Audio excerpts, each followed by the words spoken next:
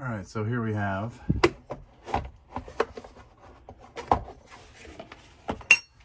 a little light duty torque wrench.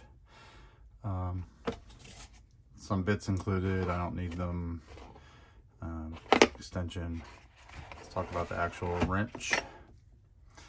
It feels pretty good, pretty smooth, easy to adjust, easy to read.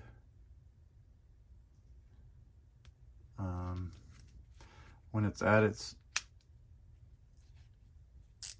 loosest, there's very little feedback in it, so you don't want to use it at the bottom range. But as you step up, you get more and more feedback. Let's see if I can, yeah. So it does work. I don't know how accurate it is. It does come with a certificate, whatever that means in this case. But I don't have a way to test.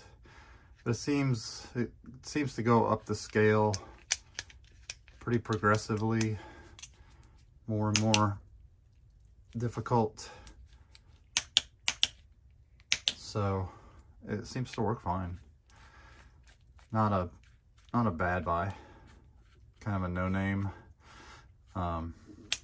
So it's probably something I would buy if I'm not using that often. If I'm using all the time, obviously I'm going to get something nicer, more well-known. But not a bad buy for the price.